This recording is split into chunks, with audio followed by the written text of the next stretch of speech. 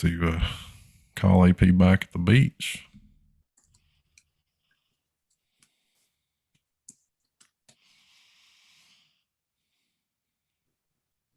Byron. Joe. What is that, my man? Not much, dude. Just digesting what we've just, had a bombshell land on us here right before the pod. Yeah, man.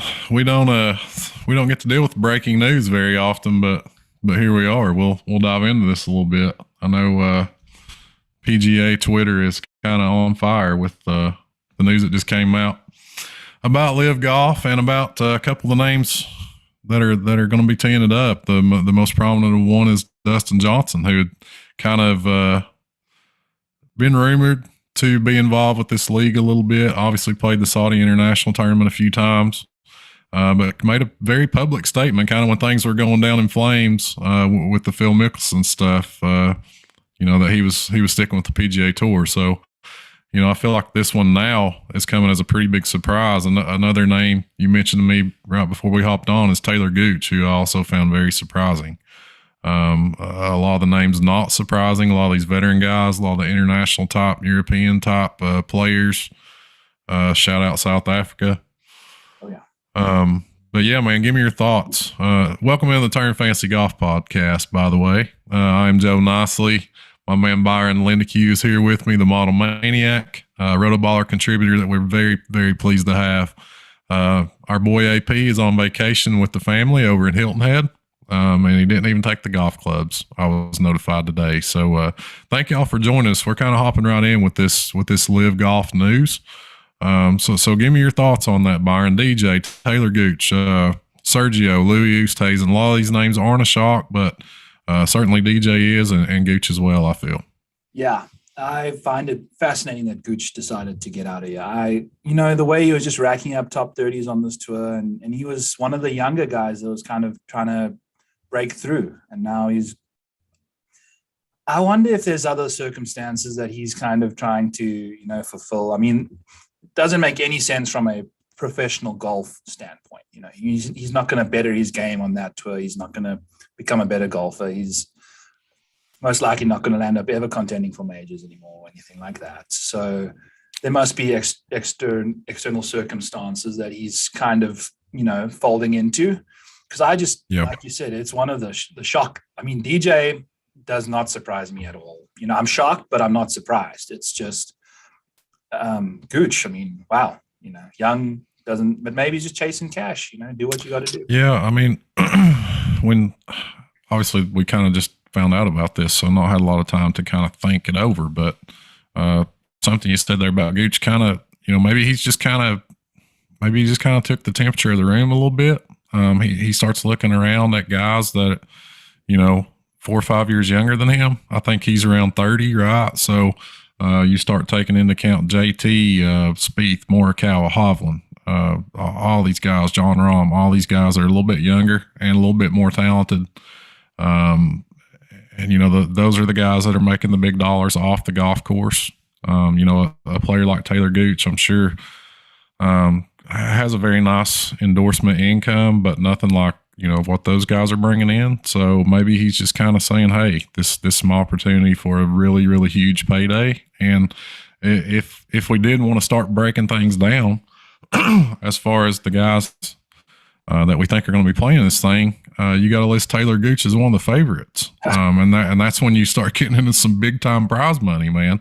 In addition to any guaranteed money. So, very, very interesting, just all the way around. Have you got any other thoughts on this thing, Byron? And we're going to jump into Memorial guys, but felt like this was something we kind of had to tackle since it just happened before we went on here. I mean, obviously, there's so many South Africans on that list, and that I take a bit of pride in my country that I grew up in and whatever, and it makes you just realize that some places are, the grass is always greener on the other side kind of thing. But I think it's the truest for South Africa because these guys want to get out of there.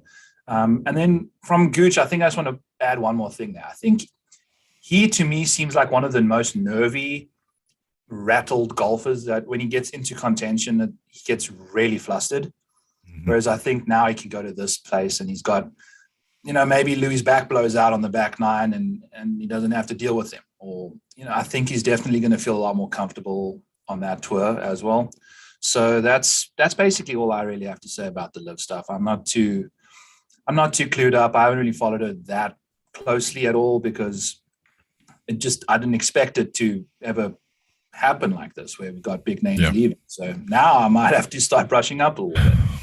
Yeah, I think it's kind of there have been a lot of ebbs and flows to this thing. It's kind of bounced back and forth between being kind of a joke and being kind of a very serious threat to what we know as far as, the PGA Tour. So it's, I don't think when there's this much money behind something, I don't think this thing's going to go quietly into the night. And definitely it's a big surprise and a big shot in the arm for the event with Dustin Johnson headlining things. But we'll jump off from that. And I'm sure it's something we'll talk about more as we kind of go on into the future with it a little bit. But let's kind of jump into this week, man. We're going to talk Memorial here in just a second. We always kind of look back before we look forward. So give me your thoughts on the Byron Nelson big win for Sam Burns, taking down Scotty Scheffler in the playoff. At the Charles Schwab, Colonial. So tell me your thoughts on that, man. I didn't get to watch much personally. Had a lot of kind of family holiday stuff going on over the weekend, so it's the least amount of golf I've watched in a weekend in a while. But give me your thoughts from Colonial. Yeah, I think Sam Burns obviously a fantastic golfer, but it just goes to show you how grueling this game is. I think I was watching some French Open prior to this, and when you're in a tennis match, you're playing against one other guy in the same exact conditions. Sam went out hours ahead, and he got lucky in a way. He obviously played really well to shoot what he did on Sunday, but holy cow, you got to get so lucky on this tour in order to win these things. And then in the playoff, obviously that bomb. I mean, when he's putting well, oh my God, it's Spieth-like, in a way.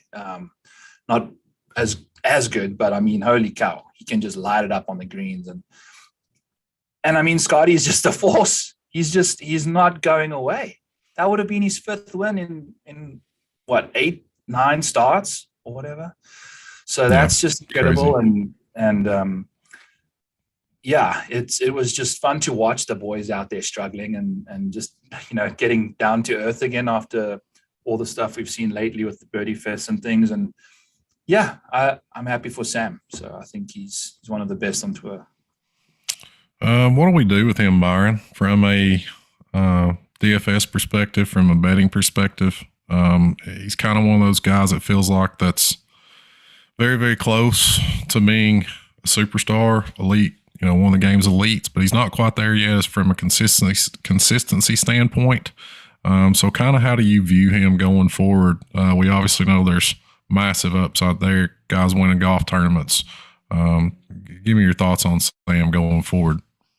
I think it's kind of a domino effect with his game where it all starts off the tee. If he's struggling off the tee, it's going to cripple him. But when he's firing off that tee, he hits it so far, hits it so straight when he's vibing with the driver. And I think that's the pivotal stat that I like to keep an eye on. I think everything else waterfalls off of that, and he tends to really play well with confidence when the driver's working well. So doing it on a course like this was, super impressive. Yeah, and his performance at the PGA was pretty impressive. Got to feel like that was a confidence builder. I think that was his best ever finish in a major. Kind of a hill we haven't seen him climb yet, but you think with his talent he's going to get there. So love that event. Love Colonial. Love as you mentioned, the tough conditions. Nice to see those guys kind of facing a little bit of a struggle. And man, we're on a little bit of a golf course heater right now. Go from Southern Hills to Colonial, and now we're headed up to Muirfield Village for the Memorial. So really excited to dive into this one with you, man. Thank you for joining us. I'd like to tell everybody watching you can catch Byron's article, Breaking 100, every week over at rotoballer.com. Tons of amazing content over there. A great staff, including Byron. Our boy Rob G had a shout out for Sam Burns in his pivots article last week. So shout out Rob on that one. Spencer and Josh always doing great work. So we hope you'll go to rotoballer.com. Check that out for the rest of the year. It's a great deal over there. You can use our promo code TURN, TURN, when you sign up to save 10%. So we hope you'll do that. Let's dive in, man. Let's hit the Memorial. Obviously Jack Nicklaus's tournament, kind of his baby. This is an elevated status event, kind of along the lines of the Arnold Palmer, of the Genesis out at Riviera. A smaller field than we normally see, but this is definitely one that guys want to win. This is one you want on your resume. So it's a big time event. We got a big time field this week. We're going to dive into golf course wise, Byron. A little over 7,500 yards. Jack seems to always be tinkering with this golf course. We've seen it playing tougher and tougher. There is some rough here. Redid the green complexes a year before last. We saw some differences last year with how that played. Give me your thoughts on the golf course, Muirfield Village, maybe some things you're looking for specifically this week. Yeah, the course itself is going to only give the best players results here. I don't think you're going to luck box yourself through this event. I think we're going to see the cream rise to the top. It's going to be a ball striker's paradise with that length added now. I think it's going to be critical to have every single facet of your game firing. It's tough to go into a tournament like this where you have to kind of, when you want to pick or choose a few stats that work for a course, but at this one you almost got to pick every single one, because I think every element of this course is testing your game. The rough, super penal, obviously, and the length is coming in those long par fives, and from what it seems like, obviously we have to have guys that score well on the par fives, because if you're not scoring birdies and eagles there, then you're going to have your work cut out for you to kind of chase down the leaders at the top on the tough par fours and tough par threes. Yeah, for sure, man. Traditionally, par five scoring has been a huge difference maker, kind of like we see at Augusta National. I think you'll see a lot of people probably draw some similarities between Muirfield and Augusta. Obviously, probably a huge influence on Jack Nicklaus. So it's a very interesting golf course, I feel. We always like to see these guys challenged. So I think we'll see that again this week. Let's just dive right in, man. Let's dive into the DraftKings slate. Start out the top of the board, and man, this is some heavy hitters up here, man. This is a big time field, no joke field. Above 10K, we got Xander at 10-2, Colin Morikawa at 10-4, Patrick Cantlay, the defending champion, with an asterisk at 10-7, Rory McIlroy at 10-9, and John Rahm, the man who led this golf tournament by 6 shots through 54 holes last year, but not the official winner due to a positive COVID test. So tell me where you're going up here, man. Big time players, doesn't really feel like you're going wrong anywhere up here. A lot of course history between these guys, kind of the elites in the field this week. So give me your thoughts on the top of the board, Byron. Yes, and I want to just say that I'm really excited to chat these names with you, because I know the horse for the course article that you do, you're a big course history kind of guy, and I'm more of all right, I want to fit the stats in that a guy possesses to the course, not necessarily what's happened. I want to use it going forward. But funnily enough, if I were to pick one of the top 5 guys in that 10K range, it's the guy with the worst course history, and it's Rory McIlroy. I just think he's playing the best golf out of the 5 guys at the top, even though they're going back to a course. I mean, it's not terrible. He's played well here, but I don't think he's won it or anything. So he's due for a win. The majors are now kind of behind him for a little bit until we get to the next ones. And I think he might land up getting one before the next major, because he's like that. I don't think he's got the screws up there for majors right now. He's not keeping it together when he's in contention on the biggest stages, but this seems like a little bit of a step down. I think talk about a ball striker's paradise. I think he's going to tear this course apart. If he can keep the putt under control, it's going to be dangerous for Rory. Yeah, it's so weird that you said that, man. I'm running behind on everything this week, but the horse for the course article is running behind this week.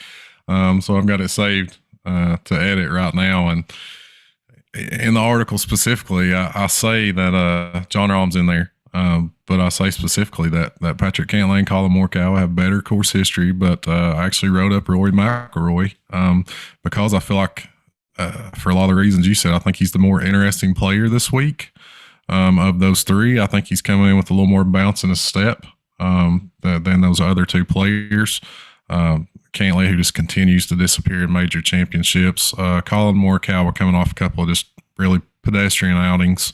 When we consider what he's done, you can chalk those up to the wind. That might be something we want to, kind of take into account. I don't know that that'll be an issue this week, but I feel it certainly was for him at Colonial and at Southern Hills. But yeah, man, I'm with you on Rory. The course history isn't terrible, Byron.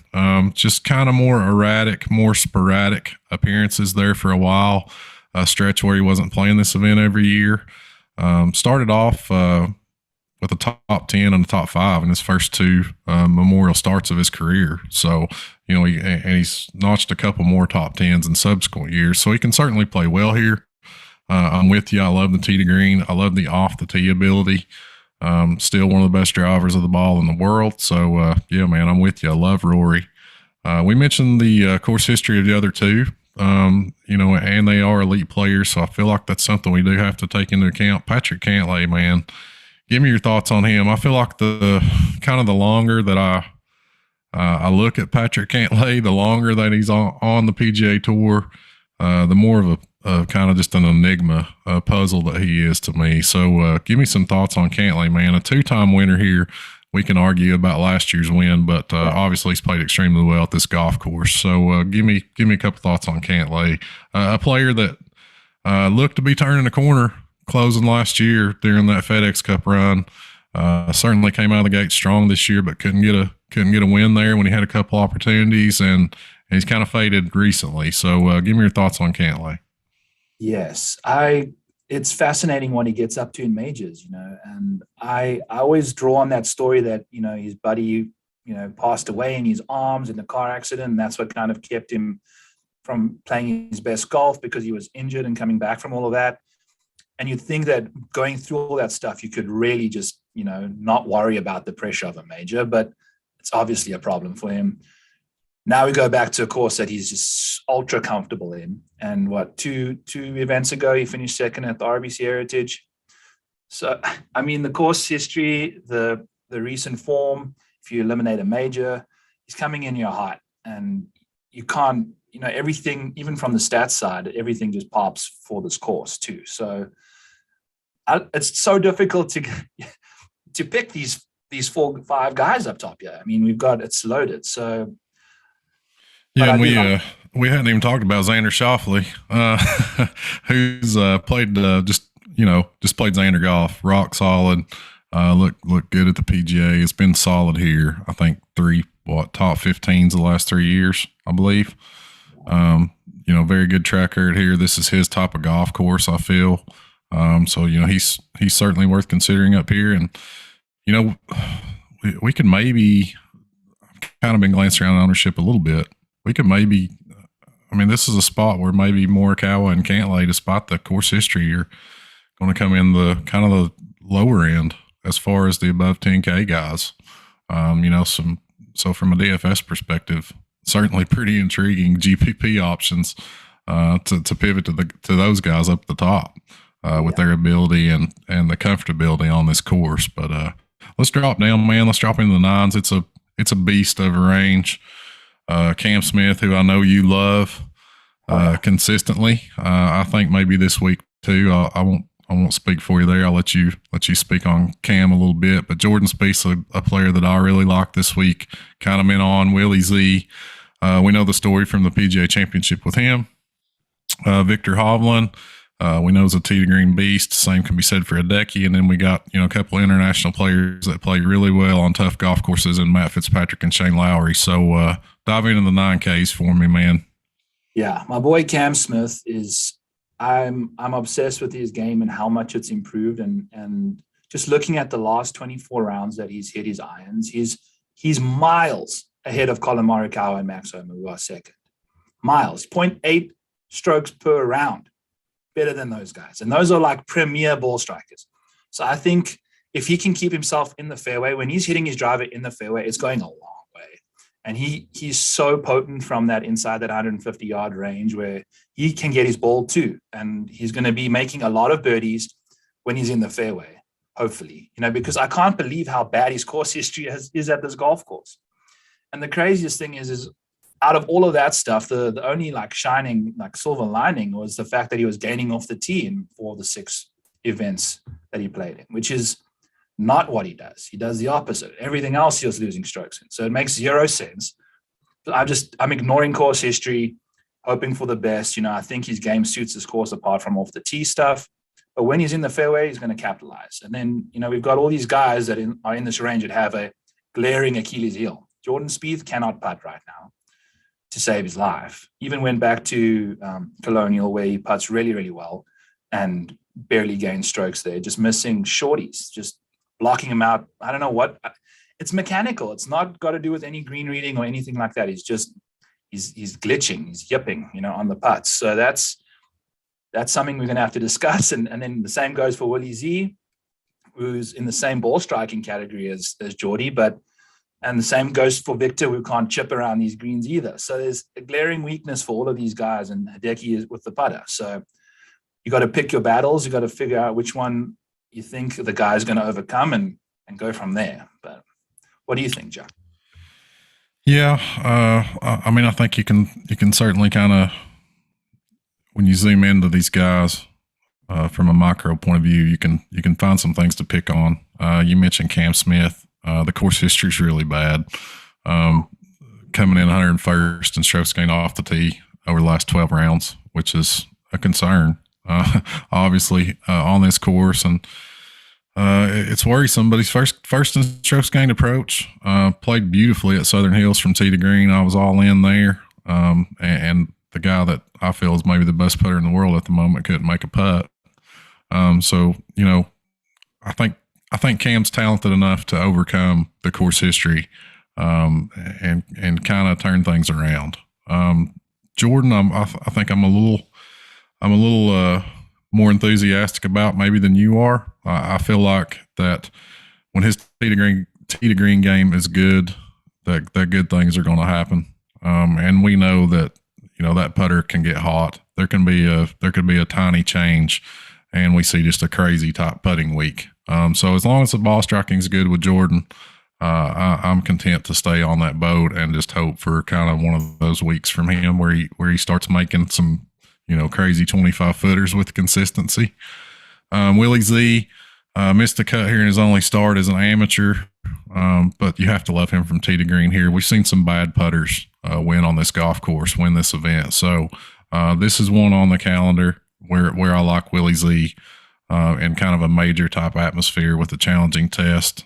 Much prefer him in this type of event versus, the kind of the run-of-the-mill birdie fest that we see a lot on the schedule. So I'm circling Jordan up here. Willie Z, I like Victor. This is a guy that's not far removed from being, one of the hottest players in the world, kind of closing out last year, coming into this year. 3 victories there, kind of bam, bam, bam. You can argue how great those victories were. And we're still looking for a big win in the U.S., but played well in the workday event here in 2020 during the kind of the COVID weirdness where we had back-to-back events here. He played really well in the first one of those.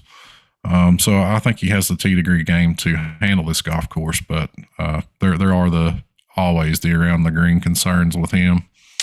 Matt Fitzpatrick, man, that was a really deflating final round at the PGA. I don't know that I can get back on board quite yet. Do like him on tough golf course. You got any thoughts on Fitz? Yeah, this course fits him perfect, doesn't it? It seems like it's tailor-made for him, but he finally got in the mix before the Sunday round started and couldn't hang. Usually he comes, he runs out of holes. If only Fitz had a few more, well, what if he did get a few more holes and then was in contention? Would he have done what he did for the whole of Sunday? There's killers on this tour, and there's guys that just can't get it done. And, he might be fitting, him and Victor and Xander can kind of clump them together and say, well, what have you done for us, on the big stage? So if you're looking for a guy to come close and finish third for you, he's there. Click his name, but we're looking for winners up top, and I'm looking at Hideki and even Lowry. You can throw in that same bucket with Fitzy. Just whenever he's in the mix, it just chips it in the water or hits it in the bamboo or something silly, early, and then I mean, Honda, the wheels fell off late there, and what was just kind of a weird final hole there at the Honda in the rain. And Harbortown, the Heritage event, you could say the same thing, man. I do not know how he didn't win that golf tournament. I agree. I just don't know that those guys are, and that's another thing that brings him back to Spieth, and even to your point of Cam. Those dudes just have it. They've got that next gear. They're killers when they smell blood in the water. Obviously nobody's perfect. We know what happened with Cam at the Masters, but hey, man, I'll take that dude any day of the week when we're talking about guys that you trust to close. And when Spieth is confident from tee to green like he is right now, really like him as well. So 9K is an interesting range. Let's talk about the 8Ks, another interesting range. I think there's a couple of young guys here that we probably want to talk about in Cameron Young and Davis Riley, players that have been extremely impressive. But we're getting big boy price tags now, Byron, with these guys. Max Homa, a player that's coming along very nicely, plays well on tough golf courses, had a T6 in this event last year. And then kind of the guys we know and love, Corey Connors, Joaquin Neiman, Keegan Mito, who I thought was extremely impressive last week after what happened at the PGA. So talk to me a little bit about this 8K range, man. Yeah, it's crazy. We're going to see some major ownership stuff. I'm looking at Max, and I love Max. I think Cameron Young, Max, and Davis Riley are three guys that have had their games just soar up the statistical profiles. Cam Young he can dismantle this golf course apart. 7,500 yards. He's got absolute length. You can pretty much put him in the same blueprint as John Rahm. Just keeping it so far down the fairway, in the fairway. Great approach play, and the rest of his game is coming along so nicely. And then Max Homa as well, same thing, just ball striking, just so consistent, so solid. The short game stuff is a concern, but like you said, he's played well here before, and it seems like this is so sticky when it comes to guys performing at this course. So, and then Davis Riley, I mean, I got Cam Young and Davis Riley in the Breaking 100 article to win. So I really like those two guys. I don't know if I'm going to like what I see the ownership looking like when, push comes to shove on Wednesday night. And we've got a guy that's, been on tour for a little bit. And the next thing we're sitting at 20% ownership on him. But there's some ways to get different. And I really like all three of those guys as well as Daniel Berger. So I might pair them up with Daniel Berger, who's looking at about half the ownership of those boys up top there. So Berger's ownership I think is going to be very reasonable. Hadn't shown us a lot, but we know what type of player he is, what type of long-term player he is. We don't know what type of long-term player Cameron Young is or Davis Riley is. I think there's two ways to look at like Cameron Young this week. You can say, hey, it's a young guy. He's unproven. We don't know what he's going to do in this golf course. He's $8,800. Do we take a more proven commodity in a Daniel Berger, in a Corey Connors, in a Joaquin Neiman at reduced ownership? Or we can look at it as far as statistically. This is a guy that in this field over the last 12 rounds is number one in strokes gained tee to green, number one strokes gained ball striking, number two off the tee, number one in DraftKings points scored over the last 12 rounds. So, we can look at it that we're getting a $10,000 golfer for $8,800. And I guess it just kind of depends on what side of the fence you fall down when it comes to Cameron Young. A couple of views you can take there. I'm of the opinion that I'd rather be early than late on these young guys. I've been in on Cameron Young. I've been in on Davis Riley, so I'm gonna stay in. A lot of times when you take the wait and see approach, that's what happens. You wait and see these guys, wait and see these guys win, and you don't have them in your lineup or you don't have them on your betting card. So I'm of the opinion, I like the players, I like the form, I like the fit, and I think even at the PGA Championship, we saw these young guys playing really, really well. I think these guys are ready to compete quicker now on bigger stages now. So give me a Cam Young, give me a Davis Riley, give me a Willie Z. I'm there. Another young guy that maybe doesn't get the pub. I had a huge one at Riviera earlier this year is Joaquin Neiman. The course history is kind of weird. He started out playing really well in this event, missed his last couple of cuts. Hadn't had his best stuff lately, but when you look at his results, solid. Maybe an improvement from what we've seen in the past. We could see Neiman start missing a lot of cuts when things maybe weren't going great. But I don't think he's had his A+ stuff and still been kind of knocking out top 25s. You got any thoughts on Joaquin Neiman this week? I feel like he's an interesting player in this range. He definitely is. And like you said, the recent form is just going backwards a little bit, but he's so good, you never know. He can just pop up right away and just be back right where he was in Riviera. And he has shown he's not scared to back down to anybody chasing him on the toughest of golf courses, which I think this one is going to be as well. And, his driving might be a bit of a concern, if you were to look at it, you could put him in the, not the Cam Smith bucket, but, he's not in the Rory bucket or the Corey Connors or Daniel Berger or Cameron Young, where you're getting in the fairway a lot more than normal. He gets all that distance, and that's where he gains his yardage. So it'll probably rely on that the most this week. And I don't know. I really just like Abraham Answer right underneath him, and I don't think anybody is going to be playing him. And his game also kind of really suits his golf course. He's number one in good drives game and accuracy, basically, just always in the fairway, really good on approach, usually, and then, deal with it around the green stuff. But he's looking at like 1 or 2% right now for Abraham Answer. He burned a lot of people last week. Yeah, I think a lot of people wanted to get back on that wagon after kind of his first good performance of the year, really at the PGA. Had a T9 there, and I think a lot of people wanted to hop on that train last week and did. And then with the missed cut, so it's it's kind of interesting to go back to the well with him. I would be more apt to do that if there had been a little bit more this year than maybe I am this week, just because you kind of almost feel like that the PGA was kind of an outlier as far as what his output this year. So I'm a little scared to go back there, but I feel you. I mean, he's a fairway finder, plays tough golf course as well. In general, when he's kind of on his game. So I don't hate that at all. Keegan's the guy there that people seem to love to play this year. I'd much rather go with the Mito at 8K and just kind of try to ride that hot hand. As we go down the sevens, we kind of got some tried. Seamus. We have to say Seamus. Okay. I'm a big fan of Seamus.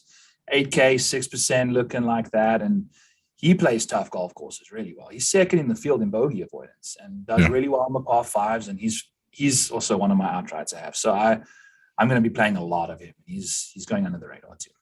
Sorry. Yeah. That's fine, man. I like Seamus. I think I actually, if we're picking between Seamus and Answer, I'm definitely going Seamus there. Yeah. So I don't mind Seamus at all. I think the guys just below Seamus are going to get a little ownership. I think we're going to see Patrick Reed get some steam. Finally showing some form. Chris Kirk, the guy we talk about a lot on this show, coming in with great form. So talk to me a little bit about these guys in the 7K range, man. Yeah, and that top of the 7K range is looking like some serious horses for courses. Mm-hmm. You've got Patrick Reed, Matt Kuchar, Adam Scott, Siwoo Kim.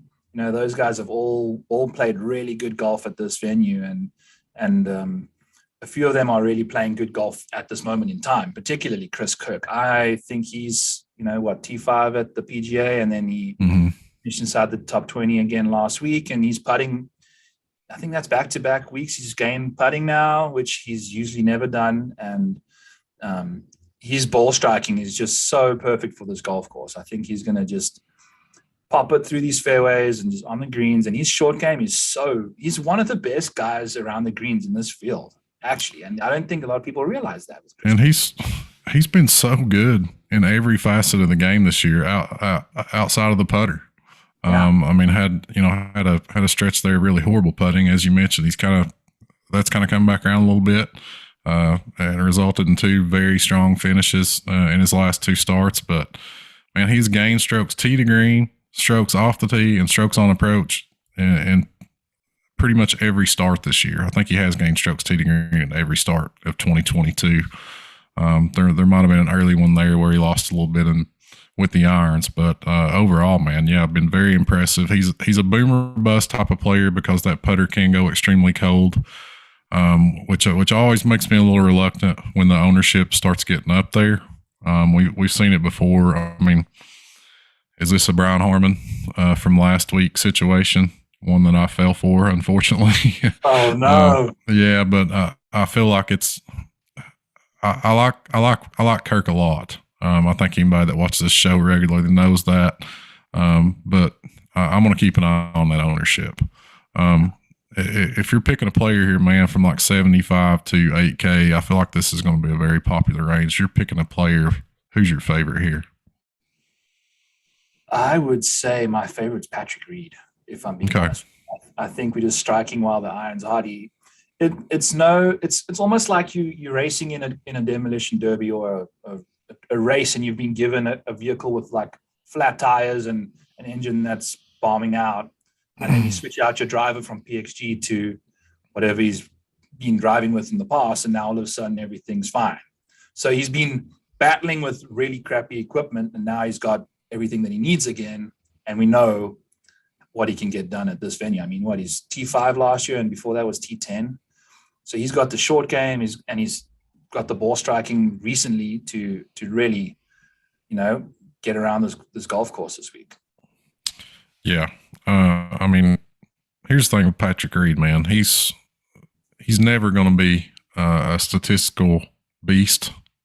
He's never going to be a guy that you can kind of predict from a statistical standpoint. A lot of times the ball striking looks really bad, and then something clicks and it's really good, and he wins a golf tournament. And we were talking about killers earlier, kind of up at the top, and the dude's, whether you like him or you don't, the dude is a closer.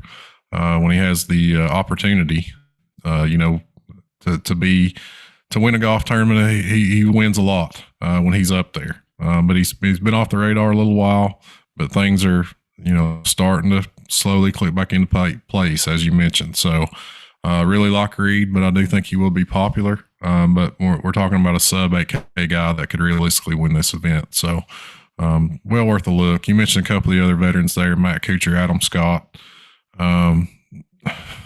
Shout out Spencer on Jason Day. We'll let you get your Jason Day coverage from Spencer. Give him a follow. What I said on my podcast. at TL Sports. Give Spencer a follow, and he'll keep you up to date on that. Some other interesting players as we work our way down to the sevens. Gary Woodland's going on my list, man. Last week, I just can't do it anymore. So if you got any thoughts on Woody, toss him out there. But he's on the list for me, the blacklist for the moment. Aaron Wise is a player that a lot of folks like. A very impressive tee to green player. Tom Hoagie has had a very impressive year. And then we got some kind of sleeper guys like Cameron Tringali. The ball striking's been really bad for Sepp Straka. He's had an amazing year, but it seems that things have kind of went the other direction as of late. The ball striking's been really, really bad. Keith Mitchell is a guy that I was basically rostering every week, kind of earlier this year. Just hadn't been teeing it up a lot. Kind of some spotty outings, but I don't mind getting there. Especially if a Ricky Fowler's going to draw some ownership there at 7,200. I kind of like that pivot to Keith Mitchell. Anderbon Lahiri's interesting player who's got some course history and some good form. CT Pan, we could say the same thing. So give me your thoughts, kind of the bottom 7K range, Byron. Who do you like here, man? Yeah, Gary hurt big time, Joe, last week. I had him in far too many lineups, thinking he played really well at Colonial, and then just I don't know what his deal is. But just one of those guys for me, man. I think everybody has them, and Gary Woodland's one of those guys for me. I can't seem to get the dude right. Yeah, no, I think he's off the tee stuff is just too wild. It's just putting him out of contention right away, or I don't know. But I do think you can put a lineup together with 4 Camerons that is going to look pretty good with Cameron Tringali. Cam zone.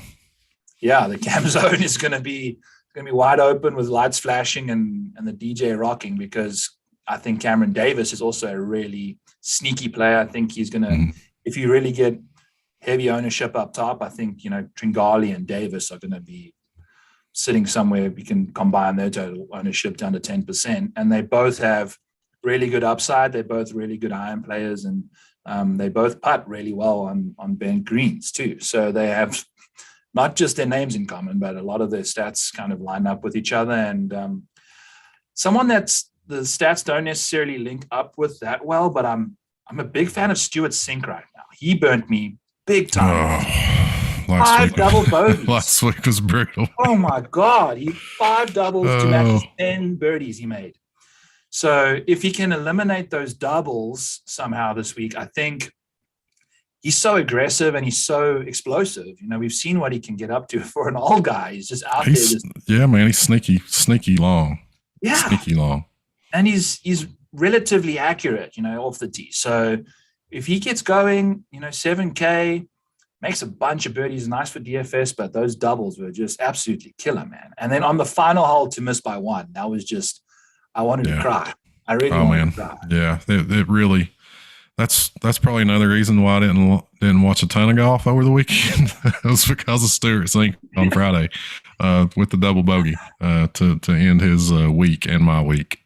So yeah, man, I can kind of get behind going back to the well there. I just can't do the Gary Woodland thing. Give me your thoughts on Ricky, man. He's a popular player, not just on this slate, but as far as being a fan favorite, has been for years. I think people, myself as well, are kind of pulling for Ricky. I want to see him get back. But I think there's going to be a little bit of ownership there. You got any interest in Ricky, and what are your thoughts on him? I'm a root for him. I don't think I'm going to roster him. I just don't think he's got that consistency going yet. He's shown, he rattled off 5 straight bogeys this weekend. So that's the kind of stuff that just isn't bueno for me. I don't want to get involved in that too much, especially when he's got a Ricky Fowler name to him, where people are going to be going to him regardless of how well he's been playing anyway. Yeah. So, you can go to Brian Harmon instead or something like that. So, but I mean, I'm looking forward to him playing well. I think also his whole demeanor has gone from being far too serious. Now he's playing a little bit better. He's enjoying himself a little bit more, and I think that's just going to snowball. I mean, he played really well at the PGA too, and he's got pretty good course history as well, Joe. So, but I mean, that was OG Ricky playing those events. I don't know if we're getting him back this week or not. But what do you think, Ricky? The course history is really good. Even last year at T11, when we start going back a few years past that, very impressive. So, I mean, there's some things that are kind of coming together, but I have no interest in a chalk Ricky, relatively speaking in this range, from an ownership perspective. I think he's going to be pretty popular just because people like him, want to play him, feel like maybe he's trending in the right direction. But, volatility is not always bad from a DFS perspective, especially in GPPs. But I just kind of question what Ricky's true ceiling is right now. So I just don't know that I want to get there, with much ownership. I'd rather pivot to a Stuart Sink or a Lahiri or someone like that in a similar price point.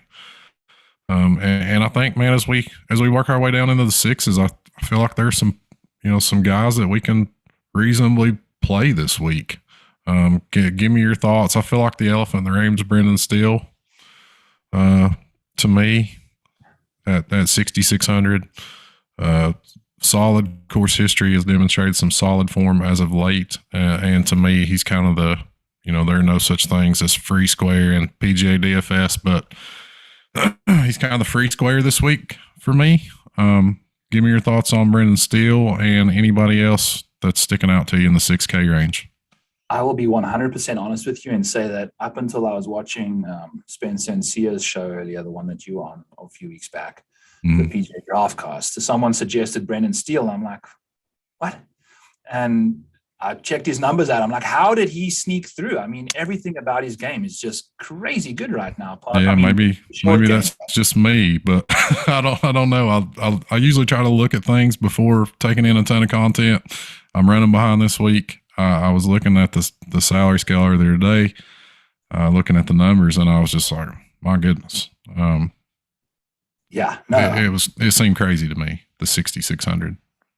Yeah. And I mean, the course history matched up with how he's playing recently as well at that price tag is just nuts, And then if I were to pick some other guys, I really like Adam Long.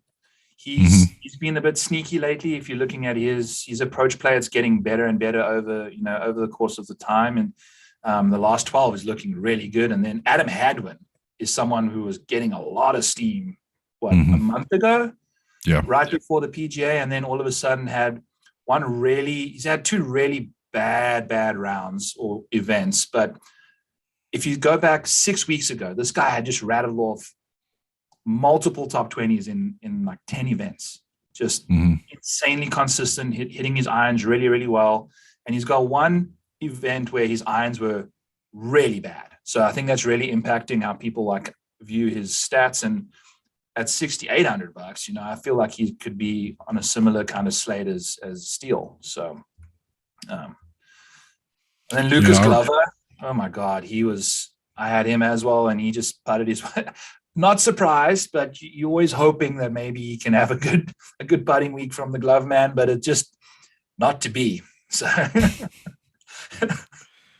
you're just always taking your life in your own hands when you click on that Lucas Glover. I've been on that ride before, my friend, so I completely understand.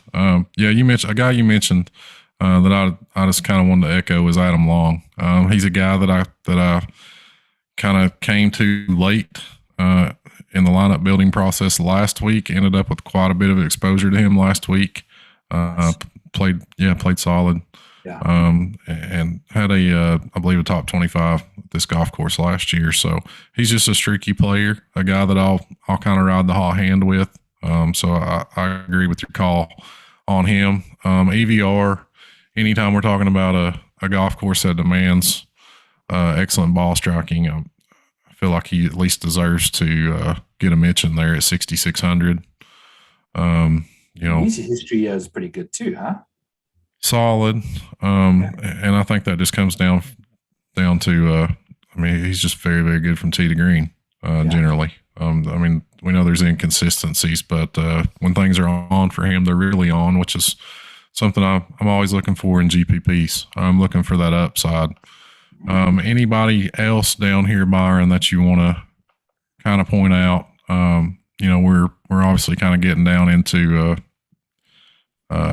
GPP dart throw top territory. I do feel like Brendan Steele's almost a cash play this week. I don't know where his ownership's going to end up, but probably somewhere 15% maybe.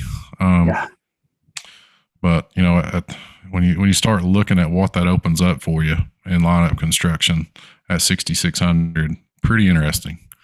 I want to say Matthew Wolff, but that just never seems to work lately. It's that dude just puzzles me to no end. But we know the talent's there, and it usually comes out on tough golf courses. So, any thoughts on a Wolff or any of these other guys down here? Yeah, Wolfie, I think, especially after having quite a long layoff. I don't know, did he play the PGA? I can't remember, but he did. Okay. I believe, yeah. Probably not very Missed well. the cut. Don't Yeah. remember that. Yeah, we kind of saw that. We kind of saw that. Was it at the Wells Fargo?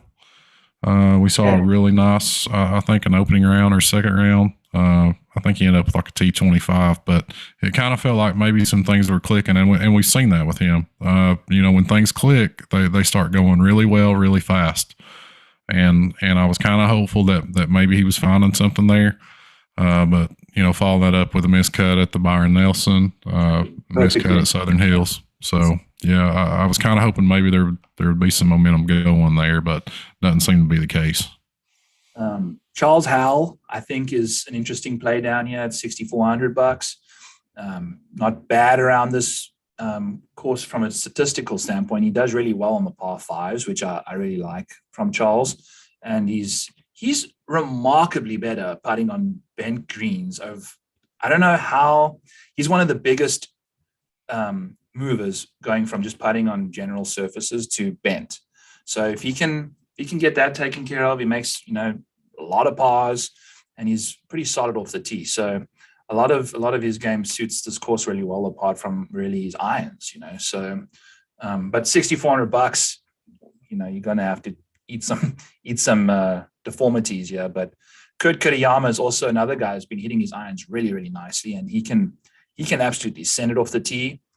And he's $6,300 too. So it's two guys I got my eye on down here. And then a little bit of Martin Laird, maybe. Just because of how good he is off the tee, accuracy wise. Yeah, Kitayama's a guy, you talked about Adam Hadwin, a guy who got extremely popular a few weeks ago. It feels like Kitayama's kind of had a couple of those little, stretches of being popular. And maybe people are off him a little bit now, which is when I would want to get on. So the interesting call there. I think we pretty much hit it all, man. we covered the whole slate, which I'm glad. I appreciate you taking the time to do it, Byron. I really do, and I always like talking golf with you, man. So we love having you on and really enjoy it. But we're kind of to the end of the show, so you know what's next, man. Right. We need a dart and we need a heart. So. If you're throwing a dart this week with a wild card option, give me your dart play of the week. Let's go with the dart's going to be Stewie Singh, Joe. Okay. I think my nemesis. He's going to redeem us. He's going to redeem us. I think when things go right for Stewie as a dart play, he can definitely be one of those thoroughbreds up there. And then there's no denying where my heart lies. It's going to be with Cam Smith. It's pretty much shaved my beard off and put a wig on earlier to just do a podcast about him. So we're just going straight. We're going straight mullet, no fear. Nope. Aussie this week. I mean, we'll embrace the Aussies, South African, but he's bridging that gap for me. So I just think he's hitting his irons just far too well right now to pass up any sort of exposure on him. Okay. I don't disagree. I love Cam. I don't know that I'm as in as you this week. I was at the PGA, so I should probably be. Maybe there's a little bit of lingering frustration from that. But I do like Cam this week. I think he's very interesting, obviously huge upside. My dart play this week. I gotta say Brendan Steele just because he's so cheap.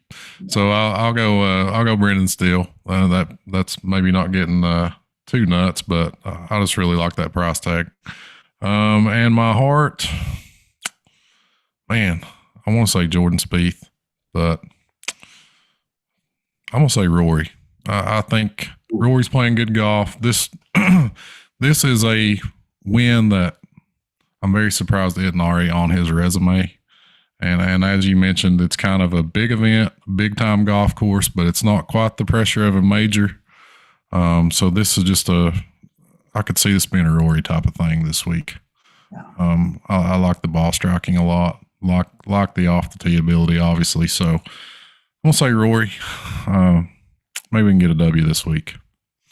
But we're gonna get out of here, guys. Thanks so much for checking us out. Go give us a follow on YouTube. Hit us with the thumbs up over there. Apple Podcasts. We appreciate any good reviews. Follow us on Twitter. Follow Byron on Twitter at the Model Maniac, and check out Byron's articles, my articles, and a lot of our other buddies over at rotoballer.com every week. We hope you'll do that. AP, we'll be back from the beach next week. So shout out AP. Have a good vacation. Thanks again, Byron, and we will see you all next week.